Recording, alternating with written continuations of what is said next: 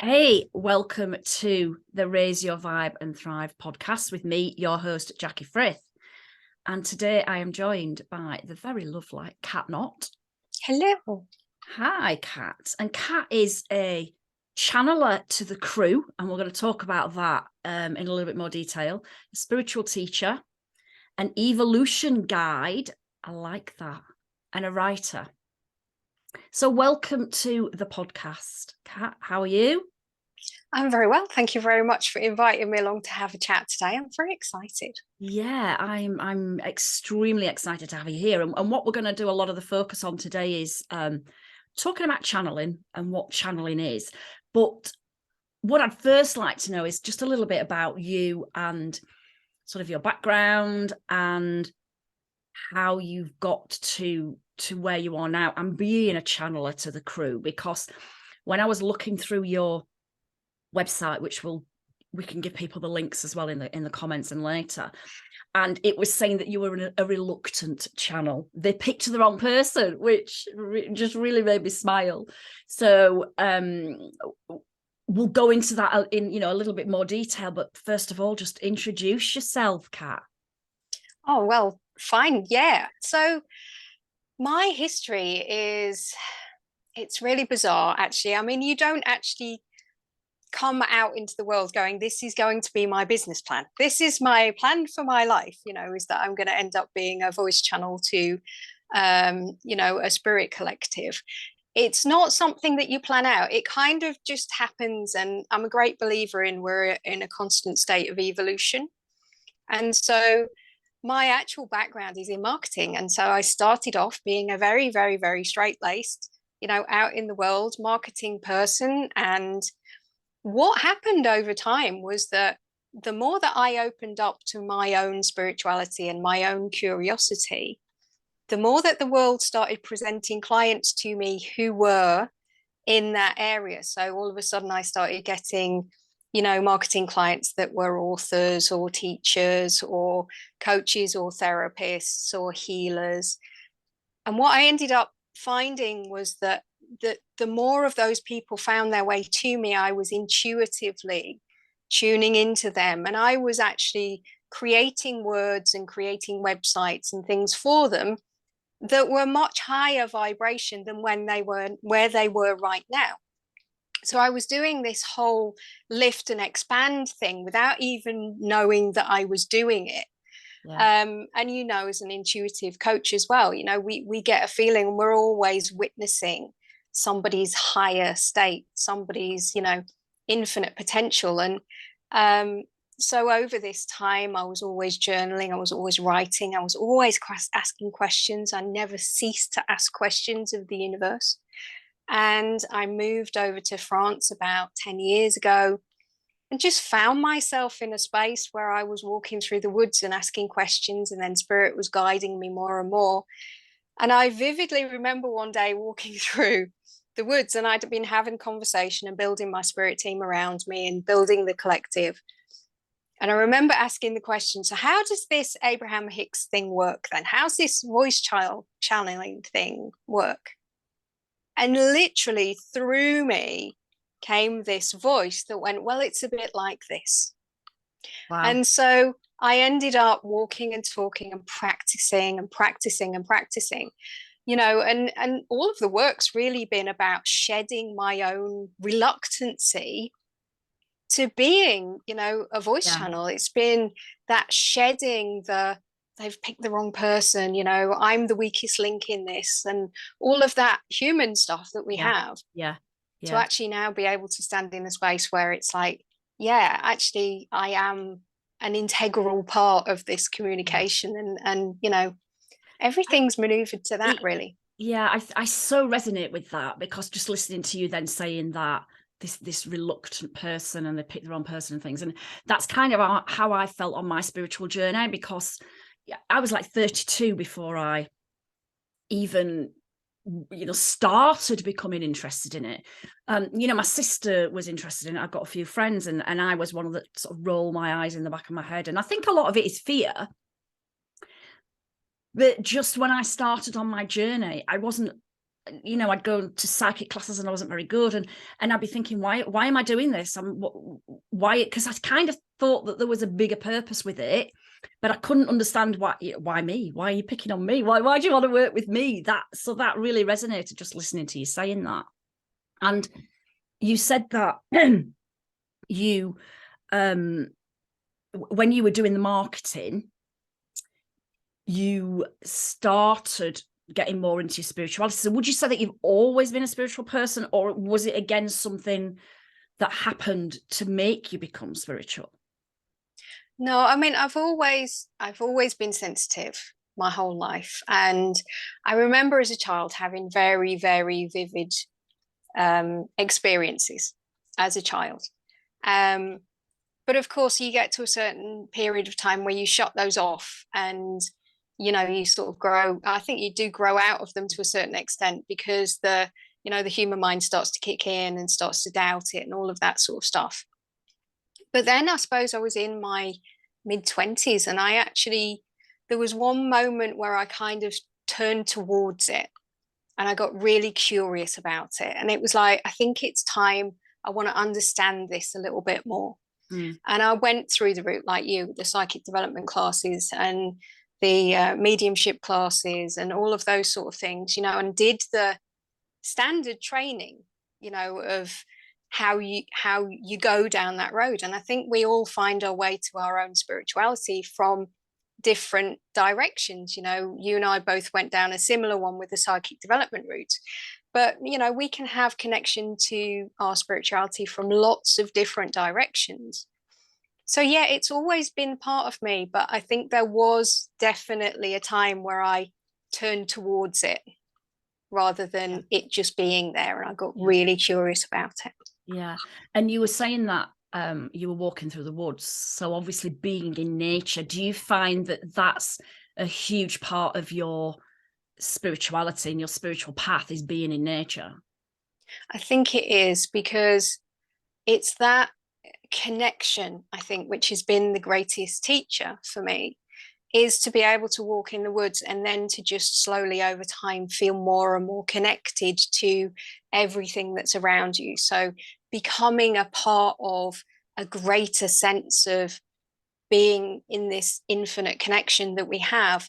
And I think for me, being out in nature and walking in nature, that's where I meditate. That's where I feel like I have that greatest connection. And standard meditation has never really been my thing, you know, to sit in silence for half an hour and listen to somebody's guided meditation isn't the way that I connect to myself.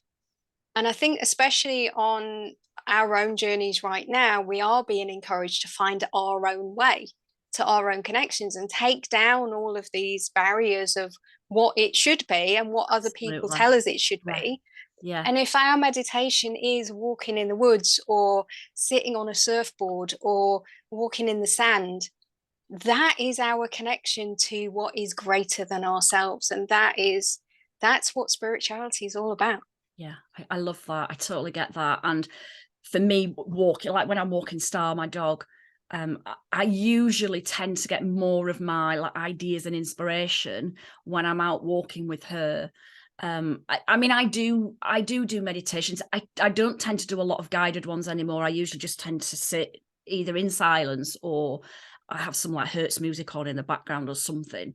And it's just my time to sort of be and connect. And I think some people have the misconception that every time they meditate, they've got to connect with spirit, or, you know, and it is about finding what works for you, you know. And like you said, your meditation is being out in the woods, and I think it's refreshing that we're now getting this idea of spirituality is not this box of you have to do this, you've got to meditate for an hour a day, or, you know, you've got to practice yoga, you've got to be this or that.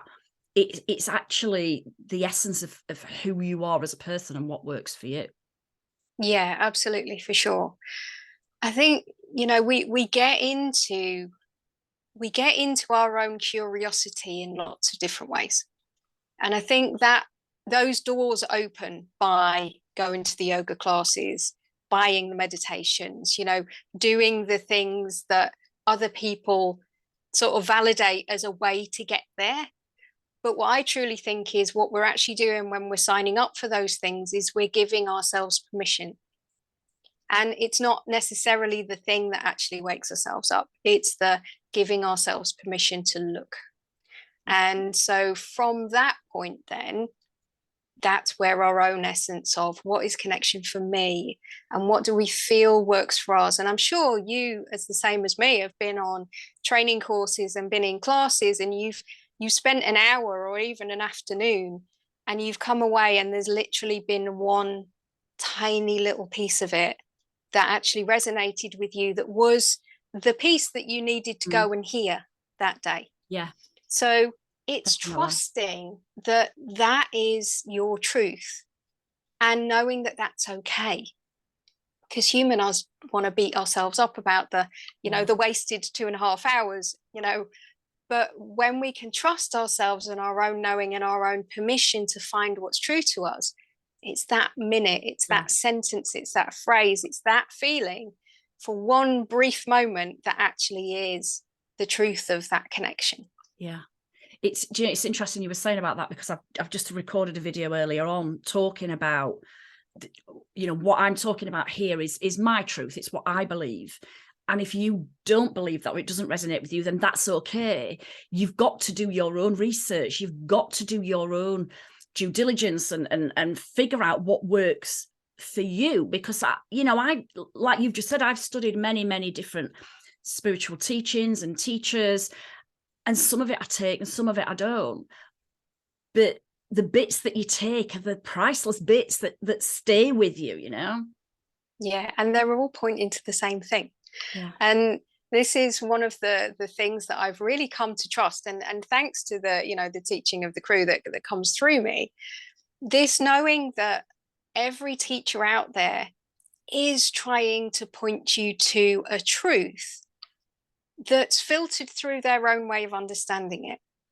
So when we can actually sort of really understand that I'm here to see what you're pointing at, not necessarily how you're pointing me, that's the difference, you know. So we can go into a workshop, or we can go into some training, and we can know that it's okay. It's this, you know, the truth that we're pointing to. That's what we're actually there for. Yeah, absolutely. You mentioned there the crew, and you say you're a channeler of the crew. Let's talk a little bit about the crew. What is the crew? So the crew are a spirit collective that work through me. And like I say, over the years, you know, it started off in a very normal way. So it was like, you know, meet your spirit guides, and then there was more spirit guides, and then there was a different team. And, you know, our human minds need a way of understanding what this connective, collective energy is that so many of us are tapping into right now. And so we all start off with the basics of, you know, a spirit guide, a voice, an energy that comes through. And then over time, what happened was that the energy kind of melted edges, is the best way that I can describe. And so now the crew are an energy collective, and depending who I'm speaking to or what the question is, the appropriate teacher or the appropriate voice or the appropriate frequency, whatever label we want to give it, steps forward into that space. So whenever somebody's sitting in front of me, they are having an intimate conversation with a resonance that's just right for them, which is, it's a beautiful way of, you know, being in this world. But like I said at the beginning, it's not something that you ever plan is going to be the outcome of, you know, what do I do? Yeah. I mean, I never thought that I would be a spiritual teacher or guide or whatever. It was just not on my plan either. But spirit, as we know, have the plans in play. They know what's going to happen. They just have to get you onto the path of it in the way that they feel is best for you. Absolutely. Yeah, for sure. Because I think that, and equally, I also think that we'll talk a little bit more about awakening, because that was something else that I picked up from on your website. But I think the people that are becoming more, awake sort of spiritually, are often people that were reluctant. So no, you were reluctant. I was kind of reluctant, but I think that's what actually does make it special as well, because we've gone from, I mean, I've certainly gone from being a complete non-believer to now being a teacher. Do you know what I mean? So I think that that in itself is a huge journey, but it's taken time because I wasn't ready before. And it has to be, I think, about when you feel ready, or they know that you're ready to embark more on that path. Like that day in the woods with you, they probably thought, right, we're going in. She's asked the question. Let's sort of dig a bit deeper with this and see how far we can go with it. And so you said that you sometimes have like somebody sat in front of you. So do you do, like, people go to, say, a medium for a reading, or a psychic or a tarot reader for a reading? Does somebody come to you for a channeled reading or message, or is that how it works? Generally, yes. Yeah, that's how it works. Okay. But it's not a reading. Okay. Right. Now, the way that the crew work, and I'll just bring you back to a point that you were talking about just a minute before we go in there, if that's okay. The label of the crew came about very much in a way to help me understand that we are a collaboration. Like you are a collaboration with the work that you do. You are a collaboration with the energy that you bring into this world. And I remember there was an English TV show, and one of the characters in it used to, I think it was Hale & Pace, you remind me. Oh, yeah. Hale & Pace, the management, do you remember? And they used to have, anybody who's not in the UK is not going to understand this, but there was this TV show, and they used to have these comedy characters, and they used to talk about the management, right? So because I didn't have a way of describing this energy that was around me all the time, I started saying, I'll put it up to the management, and then very, very quickly, they came through and they said, we are not the management. We are more like the crew, as in you will bring us to a place and the appropriate crew will step forward and speak to that. And I think one of the processes that we're all going through as spiritual awakeners is this understanding now that we are part of a collective, and we tend to put spirit up on a pedestal. We tend to put ourselves as, the reluctant, I'm too small for this, I can't do this, But by knowing that this whole work is about shedding that and knowing that we are spirit and we are divine and we are part of all of this, even though we're human just for now, we are it. And therefore, if we can put ourselves immediately into that resonance of, I am in collective with this, not I am submissive to this, and it is more supreme than I am. This hierarchy energy is very much what the crew are here to break down, this fallacy, if you like, because we are the divine bringers of the next period of humanity, and we just need to understand that we are divine, and we bring that through in our work, we bring that through in our light, we bring that through in everything that we are. So yeah, that's why they're called the crew. And it just means that when I have a session with somebody sits in front of me and they are held in the highest resonance of who they are.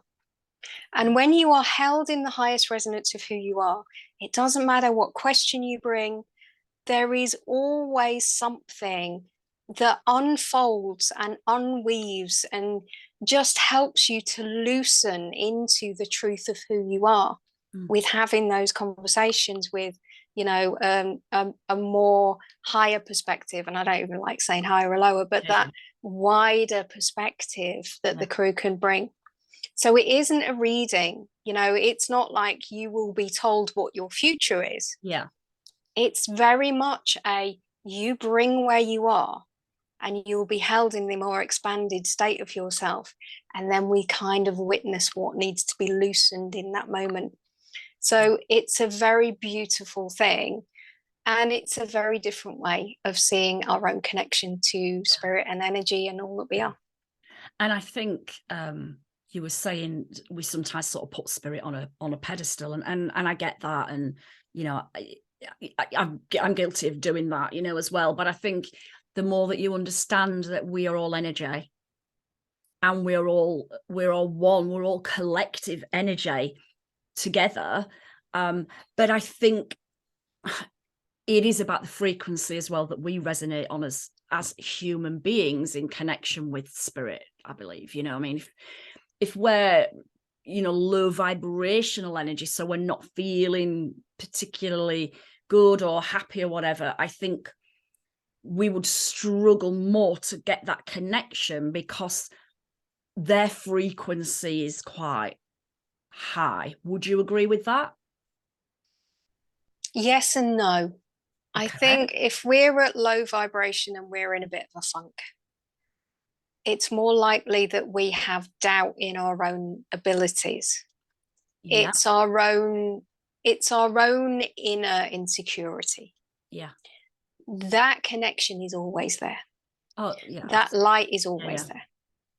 You know, and one of the things that I've learned in this entire journey of shedding the I'm not good enough to do this, I'm the weakest link in this part, why did you pick me, or shedding all of that has been this real truth of understanding of it is always there. And when we're down, when we are in a bit of a lower energy and a lower frequency, or we're having a funk, or we're in a mardy, or whatever it is, knowing that that energy frequency is always surrounding you is really a gift, because you can let go of the need to break yourself out of the funk. It's like you stop beating yourself up quite so much, and you can just sort of sit in it and go, right now my human is really struggling, instead of I should be able to. It's like, no, let's just sit and wait for this to pass, because my human is really struggling right now. And knowing that connection to spirit, knowing that connection to our own divinity is like a blanket that's always around our shoulders, that's always there. That brings great peace and an ability to sort of move through this sort of bounce back ability of being a human and having a human moment. Like we can get through it much quicker when we know that that connection is always there. Yeah, I love that, and I love the way that you've explained that as well. I think that's that sits nicely. Do you know what I mean? When you think about that, I think that's a good message for people that are listening. I want to just move a little bit on to because again, I noticed on your website you talk about 3D and 5D and awakening. So for you, how do you describe, understand your take? What's the crew's take on awakening? Well,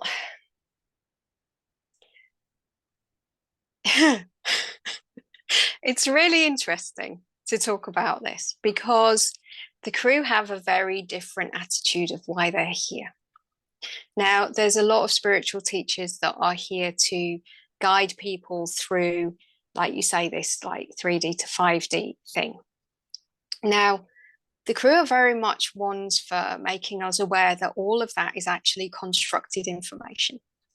So what we're doing now is we're using more constructed information to bring ourselves into a more connected way of being. And being in that connected way of being means that we have to understand that everything we come across is provided through somebody else's filtering of what it is. So the crew and my work is very much about we each have our own unique connection to spirit. We all have our own unique connection to divinity. We are all our own spark of divinity made real here right now. And we are in this state of accelerated awakening because the conversation of awakening is so prevalent in this world now. So we give permission, like I said at the beginning, it's what we focus on, it's what we turn towards, it's what we get curious about. So many of us now, millions of us, are having conversations about awakening. So we're all talking a language, which is whatever language we choose to use. We're all talking about this ascension process. We're all talking about like becoming more connected. It's coffee table conversation. It's like you're having these conversations with your aunt over a glass of wine on the sofa. This is information that used to be held behind walls in temples for the very, very few. And if we can understand that right now, the entire world that is, you know, having this conversation is actually accelerating the awakening process itself, because we're all pointing intentionally towards the universe and going, bring it then, show me more. And in that pointing ourselves through having these conversations, by pointing ourselves to go to the universe, well, show me more then, we're giving permission for more to be given to us, for more to be seen and more to be witnessed. And in that moment, we expand. That then creates more fractals of possibilities in the world. And we then get into this entire accelerated, sped up ascension process because we're all talking about it. So it's really interesting right now that, yes, we are all going through this, you know, every single one of us. It is such a widespread topic now that even just pointing ourselves to anything like law of attraction, like manifestation, you name it, everybody has heard about manifestation. Yeah, like everybody now. Well, I'm you know, stereotyping us who are going to be listening to this. But that then in itself is the awakening process. We are all pointing ourselves and we are all through this active state of show me more then, bringing in more of our own awakening, and it's happening quicker and quicker and quicker and quicker. And this is why it's such an exciting period to be here, and why so many of us chose to be here right now. Yeah. And I just want to go back to something that you said right at the beginning when you were talking about when you were doing marketing, and you were saying that you were finding that more and more of the clients that were coming to you ended up with a more higher frequency or higher vibrational kind of end product than what they started with. And I find it interesting, like when I started on my spiritual journey, you tend to gravitate to people who are more spiritual, or you go places and then you find and meet people that are more spiritual. It's like suddenly it's like this radar goes on. Do you know what I mean? It's exactly. Like, I'm spiritual. Come here.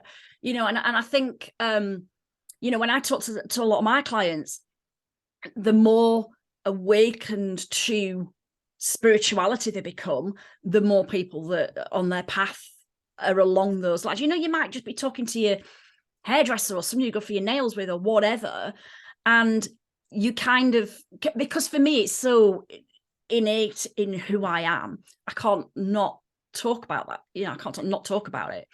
But it's very rare now that I will come across somebody who's very adverse to it. You know, it usually tends to be people who are even slightly remotely interested in it rather than not. And I think that that's just another way of us appreciating how spirit works as well. You know, they bring the people in at the right time and when we're ready to meet those people as well.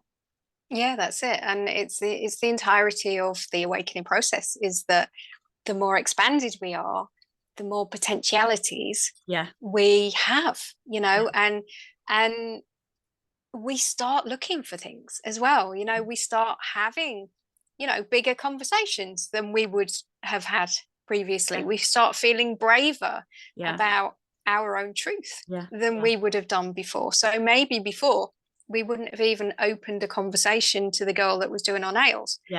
But now we're just like, oh, you know, fine. Let's start talking about whatever it is. You mentioned that you moved to France, was it about 10 years ago? Yeah. So was that, do you believe that that was kind of a spirit move, a spiritual move, or was it just that you'd had enough of the UK and just wanted to be somewhere else? Looking back on it, I can see that it has been a pivotal moment in my awakening, but there was no active awareness of it at the time. It literally was a case of, we ended up buying a holiday home, we fell in love with it. And then, in the doing up of it, I wanted to be here more. It felt more like home to me than being over there. It's just that evolutionary process.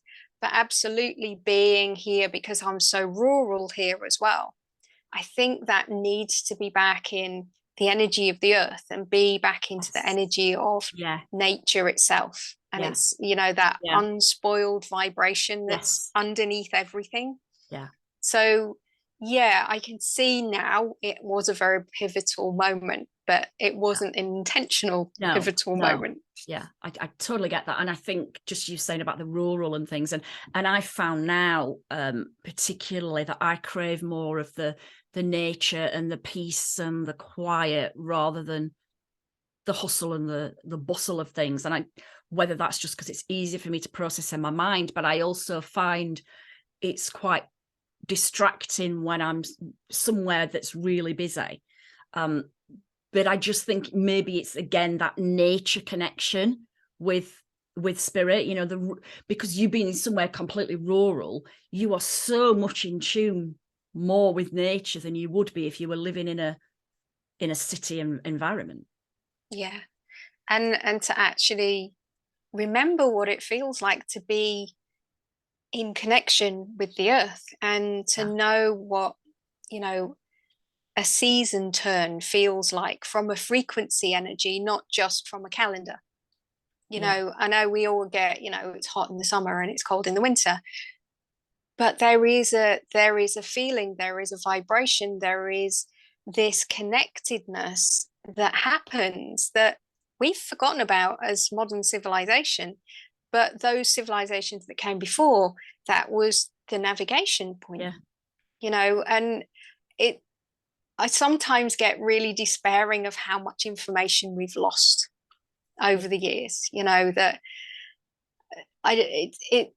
it just surprises me that civilization, that we've all just moved so far beyond these natural roots that are already here, that have always been here. But this is what this awakening process is all about. It's all about remembering that truth of who we are and the connectedness of all things. Yeah, I mean, it's like working with the moon, isn't it? That's the only thing that people used all those many moons ago, centuries and centuries and centuries before. They used the cycles of the moon to know, the seasons, the time of the day, when you go introvert, when you go extrovert. They used that for everything. And then obviously we got the calendar to use instead of using the natural forces of like the sun and the moon. For sure. I think a lot more of us are tuning in now more to the frequencies of and the energies of working with like the lunar cycles and things as well. Yeah, and remembering that, you were talking about the sort of the ebbs and flows and that sort of thing. I love the fact that so many of us who are entrepreneurs now are actually talking about natural ebb and flow. When we're moving beyond a lot of us sensitives who are, working and have businesses, we're moving beyond this forced hustle mentality and returning to this natural ebb flow. There is a time to move forward. There is a time to just step back. There is a time to know when it is a good time to do something. And again, this is another thing that we can stop beating ourselves up about. And when we start looking at all of the things we beat ourselves up about, and we can let go of them one after the other, we become more kinder to ourselves. And in that kindness, we then accelerate our own knowing, our own self, and we can feel a little bit more about our own truth. Love that. Yeah.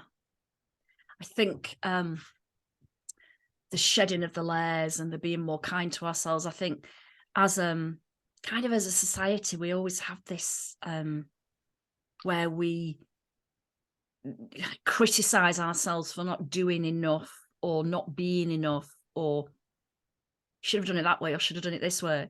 And the more aware we become of us doing that, I think the easier the healing process becomes as well, you know, because then you can understand where you're going into the shoulds, and I should be this, I should be that.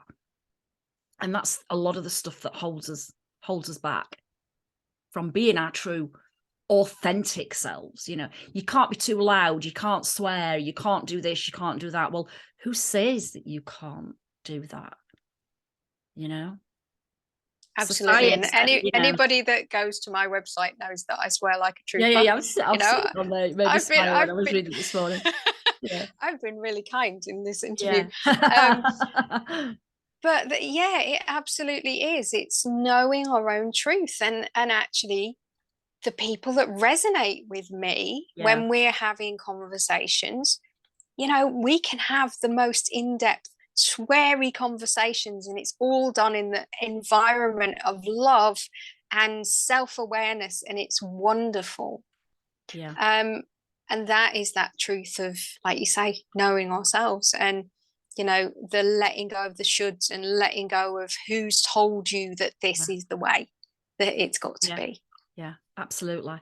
I just want to go a little bit back to talking about just the channeling for now. And I'm also wondering if, probably not on this session, but I would love you to come back and do an actual channeling session. Would you be up for that? My pleasure. Yeah, we can do that another day. Well, we'll get a date in and we'll sort that out, because I think that will be phenomenal.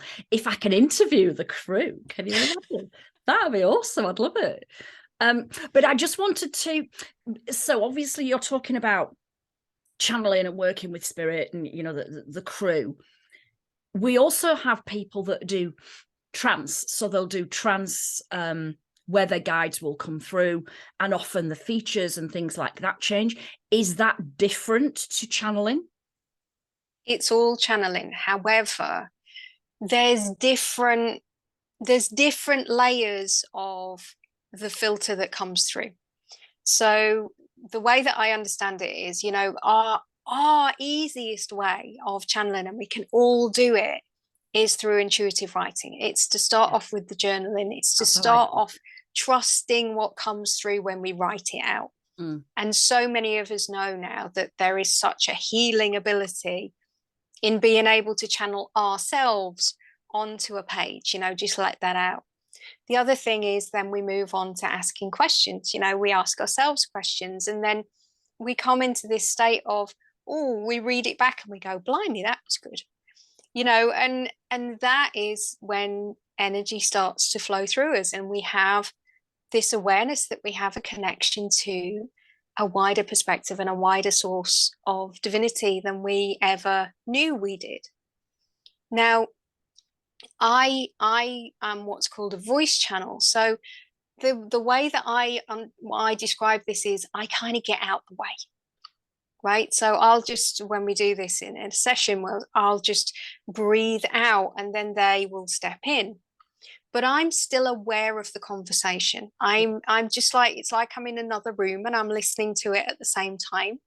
And sometimes it's possible for, you know, they will bring up conversation with, and they will go, and this channel is questioning this, because I'll hear something in a session and I'll be, you know, my mind will be bringing that up as a question as well. Okay. Yeah. So it's like I've stepped out into another room. Yeah. The deeper levels of trance work are truly profound and very, you know, dedicated. And that is literally where a spirit comes through at a deeper level, you know, and then we see transfiguration, I think is the right word. Yeah. You know, the face will change, and we get into the energies of physical mediumship at that point. Now, that is another level of work, which isn't for me. That's not why I'm here. You know, I'm actually here to be part of the conversation, if that makes sense. And, you know, the ownership of that as well has been part of the journey, because when I was feeling reluctant, it actually felt like I should just be out of this. Let's just do the physical mediumship. Let's take me out of the equation completely, guys. But no, over time, I've really learned that the work that I do, the work that Abraham Hicks does, the work that ʟɪᴇ does, you know, it's part of being part of the conversation as well. It's being more present, you know, so we can have these more intimate conversations rather than where, you know, you're given information. It's less of a conversation in that way. Yes. Yeah. It usually tends to be more philosophical a lot of the time, doesn't it? Exactly. Yeah. So is it your voice? Is it your voice that somebody will hear, or does your voice change?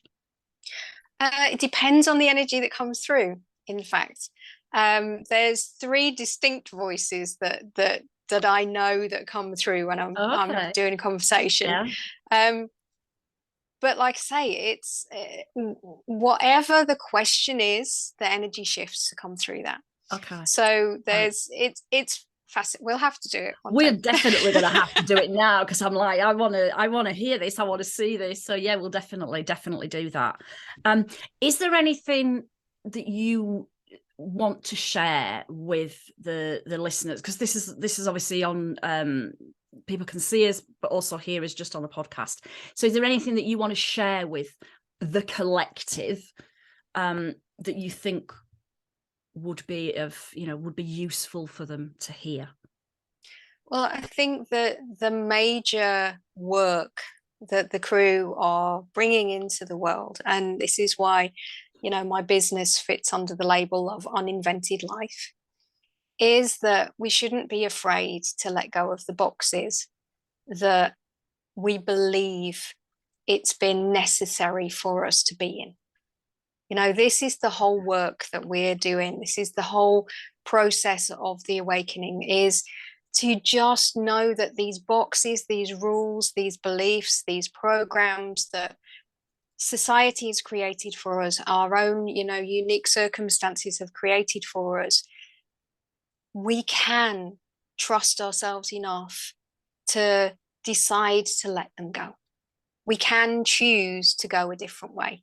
And, you know, even just sort of in the entrepreneurial world that we've talked about before, you know, it's trusting ourselves to not just do it the way that it's always been done, to not just go out there and look at how everybody else is doing it and recreate a version of ourselves that fits a pattern that already is in the world. And let's just be in the truth of who we are, and know what wants to come through us and create that, even though it doesn't fit the models, even though it doesn't feel like it will be necessarily welcomed just yet, even though it feels like it's a bit risque, even though it feels like it's too far of a leap. Trust yourself to bring through the work, bring through the you, bring through the light that you are, and shine that and be that, you know, and let go of these ideas and boxes and programs, little by little, just letting yourself shine a little bit more every day. I love that. So it's like being your own uniqueness. Absolutely. I love that. Thank you, Kat. Thank you so much for taking the time for today. I've loved it, and there's been some amazing kind of nuggets of information there as well. I'm definitely going to bring you back to do a channeled message. I think that will be really, really interesting. Just so people, if they want to get in contact with you, how can they do that? Where can they find you? Well, I'm on Facebook all of the time under my name, but the best way to find everything about me is by literally going to my website, which is uninvented.life. And that's all of the information there, and all of the links to all of the social channels and YouTube and everything around there. Yeah, because you've got a free ebook on there as well, haven't you?